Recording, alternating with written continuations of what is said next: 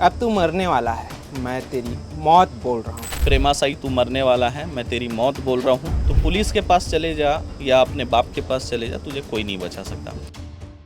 आपको इस तरीके के मैसेज भेज रहे हैं, डेथ थ्रेट के मैसेज आ रहे हैं, जान से मारने की धमकी दिए जा रही है, उनको आप क्या कहना चाहिए? बागेश्वर हो, पंडोकर हो और ये मातंगी वाला, मैं इनको मारने आया हूँ। देसी कट्टा खरीद कर लाया था, कहीं से बता रहा था मैं 10,000 में देसी कट्टा खरीद के लाया हूँ और ये जितने धाम वाले हैं मैं इन्हें ख़त्म करूँगा।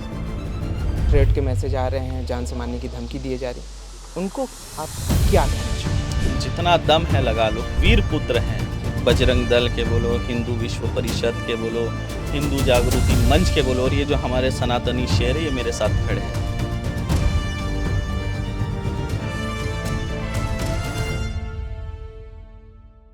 अब तू मरने वाला है, मैं तेरी मौत बोल रहा हूँ। ऐसा ही कुछ मैसेज जो है मातंगी धाम के पीठाधीश्वर महाराज को मिला है और उसके बाद जो है महाराज अभनपुर थाने पहुँचे हुए हैं। इस वक्त हमारे साथ मौजूद है महाराज, सीधे उनसे बातचीत करते हैं। क्या कुछ मामला है महाराज, क्यों आपको इस तरीके का मैसेज आया? देखिए, क्यों आए ये तो नहीं बता सकता, लेकिन जो मैं सनातन धर्म के लिए कार्य कर रहा हूँ, सनातनियों को जगा रहा हूँ, धर्मांतरण के विरोध में बात कर रहा हूँ, लव जिहाद, अन्य प्रकार के जिहाद और सामाजिक तत्वों पर तथ्यपरक और निर्भीक तरीके से मन से वक्तव्य देता हूँ, इसलिए कहीं ना कहीं असामाजिक तत्वों को जो है पेट में दर्द हो रहा है। मैं परिवार के साथ केरल की यात्रा में था, निजी यात्रा थी मेरी। उस दौरान जो है मुझे 10 अप्रैल को थ्रेड आता है कि प्रेमासाई तू मरने वाला है, मैं तेरी मौत बोल रहा हूँ और तुझे कोई नहीं बचा सकता, मैं तुझे तेरे परिवार सहित मारूंगा। तो पुलिस के पास चले जा या अपने बाप के पास चले जा, तुझे कोई नहीं बचा सकता। तो इस तरह की धमकी मिली। जब हमने ट्रू कॉलर पे नंबर देखा तो वो जम्मू कश्मीर का बता रहा है और कोई हिलाल वानी के नाम से उसमें शो हो रहा है। तो आज इसीलिए जो है हम यहाँ पर कंप्लेंट देने आए थे अभनपुर थाने में, क्योंकि ये केवल मेरी सुरक्षा का सवाल नहीं है, पूरे भक्तजनों के सुरक्षा का सवाल है। शिविर में 30-40 हज़ार की संख्या में लोग उपस्थित रहते हैं भक्तजन। कोई बम लेकर घुस जाए, कोई हथियार लेकर घुस जाए, तो सबकी सुरक्षा का सवाल है, मेरे सुरक्षा का सवाल है, मेरे परिवार की सुरक्षा का भी सवाल है।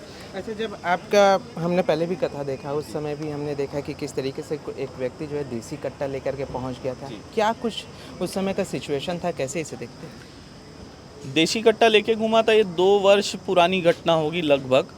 तब नया नया यहाँ पे धाम स्थापित हुआ था। रात का समय था, 6-7 बजे का। तो उसे भक्तजनों ने पकड़ा, मुझे तो पता नहीं था, मैं तो दरबार में बैठा हुआ था और वो देसी कट्टा खरीद कर लाया था, कहीं से बता रहा था मैं 10,000 में देसी कट्टा खरीद के लाया हूँ और ये जितने धाम वाले हैं मैं इन्हें ख़त्म करूँगा। बागेश्वर हो, पंडोकर हो और ये मातंगी वाला, मैं इनको मारने आया हूँ। तो उनको पकड़ के थाने में जमा किए थे, कंप्लेंट भी दिए थे, लेकिन पुलिस ने उन्हें छोड़ दिया था उस समय। देश में हिंदुत्ववादी सरकार है, स्टेट की बात करें चाहे फिर सेंट्रल की बात करें, और आज आपके ऊपर इस तरीके की घटना हो रही है।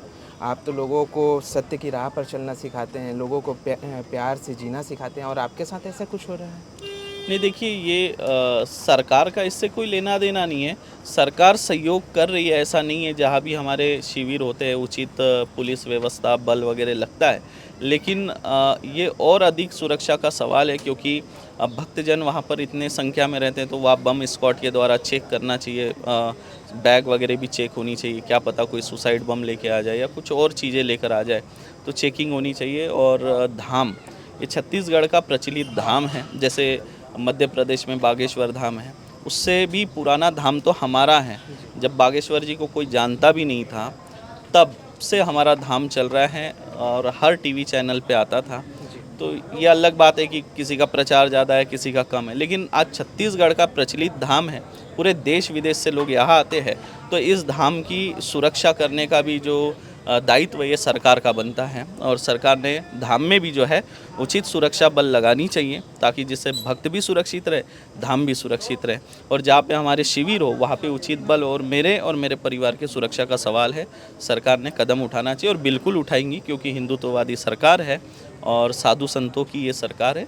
मुझे पूर्ण विश्वास है कि सरकार उचित कदम उठाएंगी और ये जिसने धमकी दिया है उनके ऊपर भी उचित कार्रवाई हो। अच्छा, महाराज, मैं एक चीज़ जानना चाहूँगा कि जब आपको ये मैसेज आया डेथ थ्रेट का, कैसा माहौल था आपका या फिर आपके घर परिवार में, क्योंकि आपने अपने घर भक्तजनों को भी बताया होगा इस बारे में, घर परिवार में भी चर्चा हुई, किस तरीके का माहौल था उस समय? देखिए भक्तजन तो बहुत ज़्यादा आक्रोशित हैं और मैं नहीं डरता हूँ, लेकिन हाँ परिवार में डर का वातावरण ज़रूर है, क्योंकि परिवार डरता है।